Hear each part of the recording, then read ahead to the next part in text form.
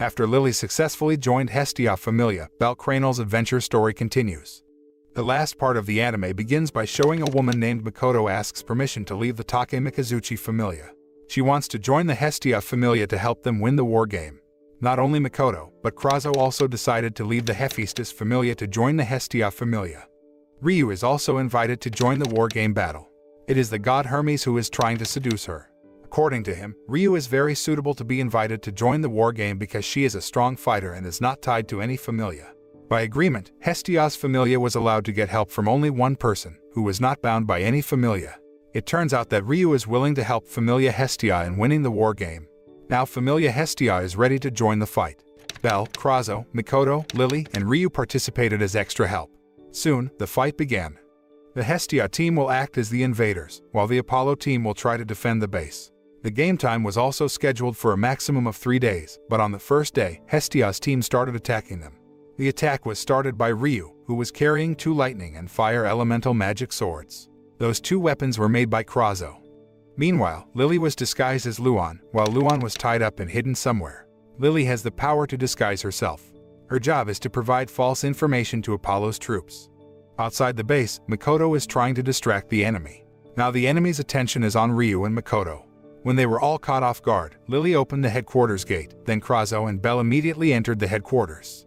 Arriving at the headquarters, Bell looked for the whereabouts of the enemy commander, Hyakintos. Bell was also injured after being hit by a magic attack from him. But at the last moment, he managed to strike back until he finally won the fight. Thanks to this victory, all of Apollo's treasures were handed over to Hestia. Apollo's family was also disbanded, and he was expelled from the city. Now Familia Hestia has moved headquarters to Apollo's building, which is a luxurious and spacious headquarters. This war game was a big win for Familia Hestia. They all could enjoy the results of their victory. Their new headquarters has the facilities that each member needs. Makoto was very happy to enjoy the hot springs inside the base, while Krazo also got a special place to forge weapons. Besides that, Hestia's familia also suddenly became famous, so many adventurers wanted to join her familia. However, everyone immediately disbanded when they found out that Hestia had a debt of 200 million. The debt exists because she bought a special dagger from goddess Hephaestus for Bell. Knowing this, Bell was surprised because the premium weapon was purchased by Hestia by way of debt. The adventurers who were previously excited now fled because they didn't want to be burdened by the Hestia familia's debt, so they survived with only 4 familia members. A few days later, Makoto had a visitor, a girl named Chigusa, from the Take Mikazuchi familia. She came to tell them that their friend was in danger. It is reported that their female friend Haruhime is currently forced to work in the pleasure complex or the headquarters of the goddess Ishtar. Hearing this, Makoto desperately wanted to save Haruhime, but if they did, it would lead to a new conflict with the goddess Ishtar's familia. Haruhime herself was no ordinary member. She was the key to increasing the strength of all Ishtar members. All of this is because Haruhime was a Renard race who had a supportive skill called Yujutsu as a level booster to quickly increase the level of adventurers. Goddess Ishtar really wanted that power to attack the familia of the goddess Freya. After all, she had a personal hatred for Freya because she felt rivaled by her. Ishtar has a very high pride, even though she believes she is the most beautiful goddess in the world or heaven. But in reality, the goddess Freya was much more beautiful than herself. At the Apollo party a while ago, Freya was always the center of everyone's attention. Even Freya's charm not only captivated men, but women were also fascinated by her beauty. Freya herself showed an interest in Bell. When forming a team during the war game, Freya agreed that Hestia could receive help. All this she did to help Bell. Somehow, Bell always attracted the attention of the gods and goddesses. Freya's beauty made Ishtar feel so envious that she even planned to start a war just because she lost her beauty standard. Ishtar then realized that the strength of her members was still not enough to defeat Freya. That's why she planned to exploit Haruhime to increase the strength of all her members. Ishtar plans a ritual using a forbidden object called a killing stone. She will seal Haruhime into the stone to extract the power of Yujutsu into the killing stone. That way, all her members can use Yujutsu practically and easily. Knowing this, Bell and his team will not remain silent. The person who would be sealed into the killing stone would die instantly, which was why they would try to save Haruhime. So this conflict will involve 3 families, namely Ishtar, Freya, and Hestia. The rescue plan immediately began.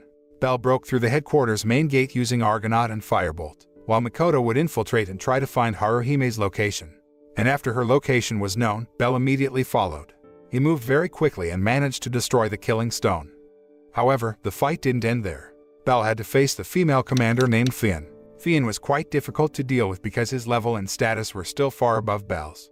After that, Haruhime used her Jujutsu on Bell, and instantly his strength increased drastically. He was able to fight evenly and managed to blow Fian away. At the same time, Freya and several of her members made a sudden attack. They burned Ishtar's entire base because Freya was really angry with Ishtar. The reason was Ishtar had secretly tried to attack her, and she had also bullied Bell. So Freya came with some of her strongest members who were at level 6. Actually, Freya didn't care about Haruhime at all. She wasn't afraid if Ishtar used Jujutsu to attack her either. The only reason Freya came to that place was for Bell's sake. After that, Freya immediately met Ishtar. Some of Ishtar's bodyguards did not move in front of Freya. They all couldn't move thanks to Freya's enchantment power. After that, Freya slapped Ishtar until she fell from a height. Not long after, a bright light appeared to accompany Ishtar's death because the death of a god would be accompanied by the appearance of light. The gods who died in the human world would go to heaven, and the gods who had died could no longer return to the human world. With this, the goddess Ishtar's familia was automatically disbanded. Meanwhile, Haruhime was saved. After that, she was invited to join the Hestia familia. A few days later, Hestia was suddenly kidnapped by the god Ares. He had a family in the form of a kingdom that was outside the city of Orario. He had a large number of members, but the average of them was just an ordinary person, not an adventurer with a power status. Bell and Ise immediately rushed to save Hestia, but unexpectedly, Hestia fell into the abyss. Bell and Ise jumped into the abyss until the three of them were carried away by the river current and arrived at a remote village. In the village, there are pieces of black dragon scales that are used as a monster repellent by local residents. Seeing this, Bell recalled his conversation with the god Hermes. He had told Bell about 3 big tasks, namely defeating powerful monsters that escaped from the dungeon, the king of the land of Behemoth, the king of the sea Leviathan, and the most powerful, the black dragon. Behemoth and Leviathan have been defeated by the strongest men of the previous generation, the gods Zeus and Hera.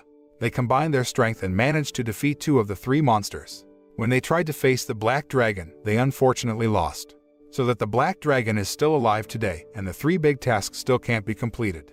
After going through various conflicts between adventurers, Bell and his team returned to hunting in the dungeon. In the middle of the hunt, Bell met a female elf monster who was running scared.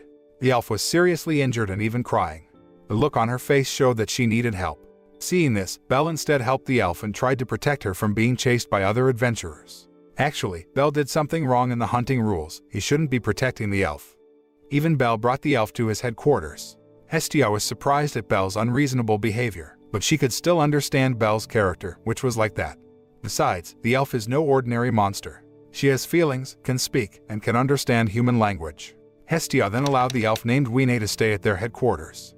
On the other hand, the Ikelos familia focuses on capturing monsters. The commander of that familia was a man named Dix Perdix. They were the ones who were trying to capture Wine. They only thought of catching as many monsters as possible to sell. Wine is targeted because she is a rare species. Meanwhile, at Hestia's headquarters, they planned to head to the dungeon where Bell found Wine. They wanted to find out what really happened, why there were monsters that had feelings and could talk. They would look for the answer in that dungeon. In this expedition, they were assisted by 2 female adventurers, Ryu and Aisha, who was former Ishtar familia, but currently joined the Hermes familia. After they had enough, they immediately headed to the dungeon. Arriving at Lily's safe zone, Ryu and Aisha were asked to wait in Lavira village, while Bell and Krazo would head to dungeon level 19. Upon arrival, they were surprised to meet a monster that could talk. Even the monster asked if humans and monsters could live together, but Bell and Krazo still didn't understand what he meant. After that, Bell and his team returned to headquarters to report the matter to Hestia. The new information they got was that it turned out to be a monster with more than one feeling, not just Wine. The next day, the guildmaster gave a secret mission to Familia Hestia, which was written in a letter. After being read by Hestia, the mission was to go to dungeon level 20 with the dragon girl or Wine. All of Hestia's members were very surprised when they read the special letter. It turned out that the guild already knew that they had been keeping Wine all along, besides that the mission was mandatory. When night fell, they departed. Bell, Krazo, Mikoto, Lily, and Wine left to complete the mission, while Hestia met a mysterious person who contacted her. It turned out that the letter from the guild contained a secret message that only gods could read. And that mysterious person is a woman named Fels. Hestia was asked to follow her to the secret room. Once there, Hestia was met with the god Oranos. He immediately explained everything to Hestia that there were monsters that had the same feelings as humans. The monsters were categorized as Xenos. He had cooperated with the guild for a long time to protect the Xenos, and the mission given to Hestia this time was aimed at returning Wine to her fellow Xenos. Iranos has a very noble goal, which is to create peace between monsters and humans. He also considered Hestia's familia a bridge because they had treated Wine well. Hestia also supports this peace plan. For the moment, there are only a few gods who know all this, namely the gods Hermes, the gods Ganesha, and Hestia. Meanwhile, Bell and his team finally arrived at dungeon level 20. They then met the Xenos and received a very good welcome. Just like Wine, these Xenos really do have feelings and thoughts. Bell and the Xenos gathered to eat together. This had never occurred to Bell before, because normally they were ordered to go to the dungeon to hunt monsters, but now they were friends with the monsters. After the welcoming party, Wine was taken by the Xenos while Bell and his team returned to their headquarters. The Xenos walked towards their hiding place. In the middle of the journey, they were suddenly attacked by the Ikelos familia. The troops led by Dix even killed the Xenos without hesitation because they wanted to kidnap Wine, who was a rare species, while the other Xenos were simply killed by them. After that, Familia Ikelos returned to the secret hideout. It turns out that they have a secret base in the dungeon. Therefore, they know the whereabouts of the Xenos. Their base had been built thousands of years ago, and no one knew where it was. The incident sparked the anger of the Xenos. Many of their comrades were killed, so they became emotional and wanted revenge. Several Xenos was desperate to go to the village of Levira and attack the adventurers who were resting there. Of course, this will disrupt the peace plan between humans and monsters. Knowing this, Iranos immediately ordered the Ganesha and Bell familia to investigate what really happened, while the other families were forbidden to enter the dungeon. All of this was done to hide Xenos' whereabouts. But the god Hermes didn't care about that rule. He ordered Ryu, Aisha, and Asfi to go to Levira. Arriving at Levira, Familia Ganesha and Bell immediately fought the Xenos. Bell was fighting while holding back his curiosity about what really happened and why the Xenos attacked humans. One of the male red dragon Xenos named Lid explained everything to Bell. He says that there were many Xenos who was killed by the Dix Perdix's group. Even Wine was also arrested and held in their secret headquarters. Hearing that, Bell understood the situation. He was determined to help the Xenos to find Wine. At Dix Perdix's secret base, Dix orders his members to open a gate to lure the Xenos inside. That way, he can simultaneously capture the remaining Xenos. But something happened beyond Dix's expectation. Bell and Fels could enter their secret room using a special key. They got the key from Ryu because she knew the existence of the secret base, but so far, she had never talked about it to anyone. Now, they too can enter Dix Perdix's secret base. The place was a project made by a man named Daudelis who was very genius. He was one of the designers of the city plan of Orario and the one who designed the Tower of Babel, which is the main gate to enter the dungeon. In ancient times, Daudelis had a very bright idea. He wanted to build a secret passage connected to the dungeon, the project he named Knossos. During this time, the adventurers have to fight various monsters to explore the dungeon. Like when going to the 9th floor, adventurers had to start from the 1st floor. On each floor, various kinds of monsters would confront them. This motivated Daudelis to create an alternative path that was safe for everyone. Knossos is likened to a toll road, so adventurers can pass through it without monsters. Unfortunately, the project is still not finished after being built for so long. After all, Daudelis was a human and died before the project was completed. Even so, Daudelis never gave up, even after death. He left the blood curse to the next generation, so his descendants have the same ambition to complete the Knossos project. One of the descendants of Daudelis was Dix Perdix, who had rebelled and rejected the construction of Knossos. But because he was bound by the curse of blood, he couldn't refuse. In fact, Dix Perdix's goal of selling monsters was to raise funds for the development of Knossos. But on the way, something unexpected happened. When Dix learns of Xenos' existence, a change occurs in him. He really enjoyed tormenting the Xenos, even he was very happy when he saw the Xenos crying, screaming, and begging for his forgiveness. The satisfaction he felt could even suppress Daudelis' curse. The torture of Xenos is like a drug used only to escape the curse. After that, Dix tries to show that monsters are still monsters. He wanted to change Bell's view of the Xenos and convey that humans don't need to sympathize with monsters. Even he pulled out the red crystal that was on Wine's head until she turned into a terrible and wild monster. In an instant, her human side disappeared. Wine unknowingly attacked Bell, sending him flying far away. Despite seeing all that, Bell remained unchanged. He deliberately took Wine's attack and tried to resuscitate her. Wine even had time to cry in a terrible form, but she still couldn't control herself. Shortly after, Bell and the Xenos managed to beat Dix and his men. After that, Dix used his illusion magic on Wine, which made her wilder and unknowingly headed for the city. Bell immediately focused on pursuing Wine because it would be very dangerous if she appeared in the city. After Bell left, Dix used the opportunity to escape. But he was surprised by the appearance of a black minotaur species Xenos named Asterius, which is the strongest type of Xenos. Without hesitation, Asterius killed Dix Perdix. On the other hand, Wine, who appeared in her wild form, was attacked by Loki's Familia, who was already level 6, including eyes. Bell realized that Loki's Familia's power could kill Wine with just one hit, so he decided to protect Wine in front of everyone. Seeing Bell's behavior, everyone was confused. Bell then reasoned that Wine was his prey. Indeed, there is a code of ethics among fellow adventurers, namely, they must not snatch prey from other adventurers.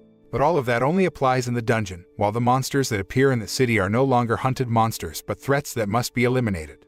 Until there was a commotion in the middle of the city. The other Xenos also appeared in the center of the city. Loki's Familia confronted the Xenos, but at that moment, Wine ran away. Unfortunately, Wine was attacked by another adventurer, killing her. Seeing all that, Fels used forbidden magic to revive Wine. She is a great magician and the only human who can master the magic of immortality. By now, her flesh and skin had disappeared, leaving her only in the form of a cloaked skull. Thanks to Fel's power, Wine was resurrected. After that, the Xenos managed to hide from the pursuit of the adventurers. After that incident, Bell is now hated by everyone. Even he is labeled an enemy of humans for trying to help monsters. He was targeted by everyone, especially Loki's Familia. A man named Finn, who was the commander of the Loki Familia, planned to observe Bell's every move. Finn also knew that the Xenos were still hiding in the middle of the city, and soon Bell would definitely find the Xenos to help them. All of Finn's conjectures turned out to be true. Bell and his team did plan to help the Xenos return to the dungeon. This time, he was assisted by all members of Hestia and the god Hermes. So this fight will be a strategic battle between the god Hermes against Loki's Familia. Knowing that Bell was now hated by many people actually made Freya feel hurt. But she can't just appear. She will still help Bell, but secretly. Bell's plan was quite simple. He would bring the Xenos back to the dungeon using Knossos. It's ironic, Knossos, which was created to protect humans from monsters, is now being used by monsters to run away from human pursuit. The next day, the plan began. Initially, their plan went smoothly. Bell and his friends were able to trick Familia Loki. But something unexpected happened. Wine was separated from the group and didn't know where to go. Knowing that, Bell headed to Wine's place. Wine was confronted by Eyes, but Bell tried to explain that Wine had feelings like humans. However, Eyes paid no heed to it at all. According to her, monsters were monsters, and humans shouldn't sympathize with monsters. Until there was a fight between Eyes and Bell. Of course, Bell had a hard time against Eyes. After all, Eyes' level was much higher than his. Suddenly, Wine stopped their fight. Wine wanted to convince Eyes that she wasn't a threat, so she cut off her sharp nails and wings. Eyes was so shocked to see all this. Her heart was touched, so she let Bell and Wine go. After that, the Xenos managed to enter Knossos and then head to the dungeon. However, an unexpected problem arose. The Knossos gate wouldn't open because it turned out to be a fake. It was all the work of the god Hermes, who had forged the map to lead the Xenos to a dead end. Hermes then explained his reason. He asked several Xenos to die in the fight against Bell. All this the god Hermes did for Bell's sake. Just like Freya, Hermes was a god who loved Bell. He doesn't accept that Bell is hated by everyone.